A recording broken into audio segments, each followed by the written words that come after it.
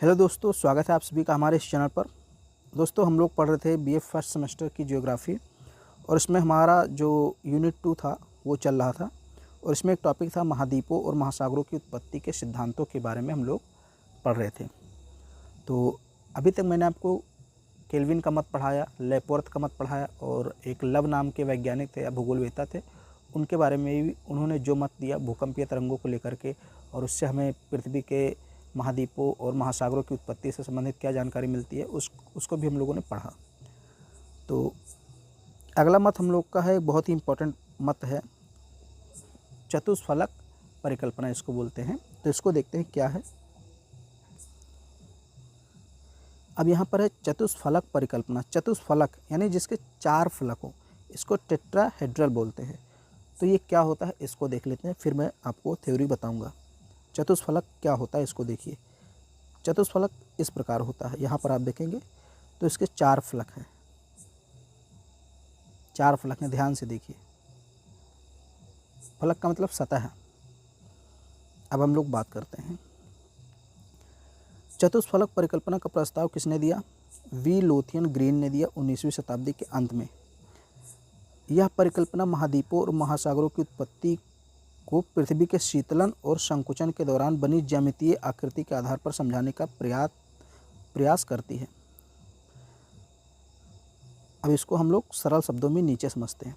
Green के अनुसार पृथ्वी शुरुआत में गर्म और पिघली हुई गोलाकार वस्तु थी। ग्रीन जो हैं ये कहते हैं कि पृथ्वी कैसी थी? प्रारंभ में गोलाकार थी, पिघली हुई अवस्था में थी और गर्म थी।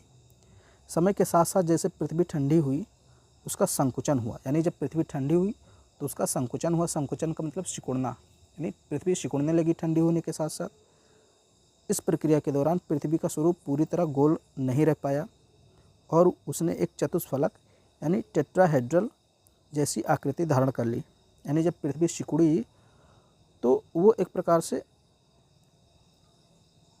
कुछ इस प्रकार की आकृति धारण कर लेती है चतुष्फलक के रूप में। चतुष्फलक आप इसको ऐसे बना सकते हैं, कुछ इस प्रकार से।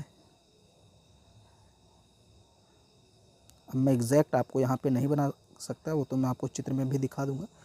बस कुछ इस प्रकार से चतुष्फलक होता है। तो एक फलक ये, दूसरा ये, तीसरा ये और चौथा इसके पीछे होगा।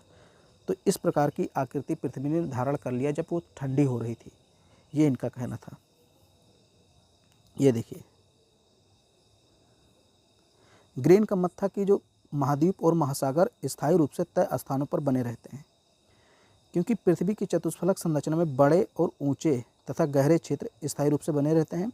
महाद्वीपों के ऊंचे भूभाग चतुष्फलक की उभरी हुई पृष्ठों पर हैं, जबकि महासागर धंसे हुए भागों में हैं। अब यहाँ पे देख लीजिए, अब ये जो उभरे हुए भाग हैं, ये जहाँ जहाँ मैं रेड कर रहा हूँ इसको समझिए। अभी ये जो उभरे हुए भाग हैं ये क्या है? ये महाद्वीप है। इनका कहना है कि जो उभरे हुए भाग हैं वो महाद्वीप बने और ये जो धंसे हुए भाग हैं ये सब महासागर बने। नाम भी लिखा हुआ है, देख लीजिए आप। ये अटलांटिक महासागर, ये आर्कटिक महासागर, यहाँ अंटार्कटिक महासागर, यहाँ इंडियन ओशन। और ये जो कोने हैं ये पठार बने, एक प्रकार से शील्ड बने, जैसे यहाँ कनाडा का शील्ड हो गया। तो इनकी थ्योरी यही थी कि भाई जब पृथ्वी ठंडी हो रही थी तो उसने एक चतुष्फलक का रूप धारण कर लिया।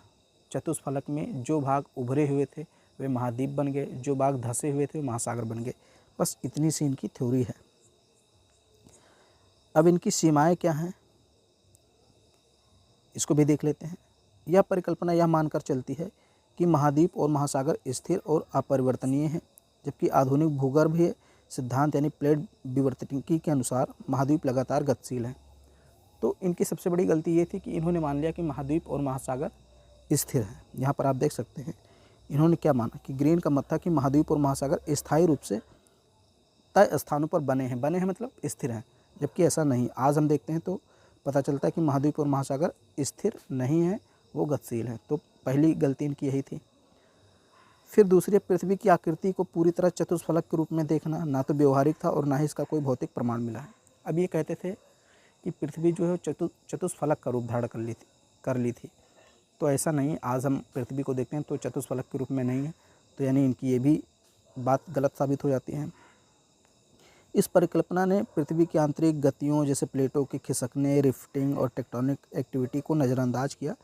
तो ये इनकी कमियां थीं जो हम लोगों ने देखा। तो ये छोटी सी थ्योरी थी कि भाई चतुष्फलक परिकल्पना क्या है, पृथ्वी के महाद्वीप और महासागरों की उत्पत्ति से संबंधित कभी कभी पूछ लिया जाता है 4-5 नंबर में। तो आपको इतना लिखना है और ये चित्र बना देना है, फिर आपको नंबर मिल जाएंगे। उम्मीद करता हूँ आपको वीडियो पसंद आया होगा, तो इसको लाइक कर दीजिए, शेयर कर दीजिए और चैनल पर पहली बार आए हैं तो चैनल को सब्सक्राइब जरूर कीजिए।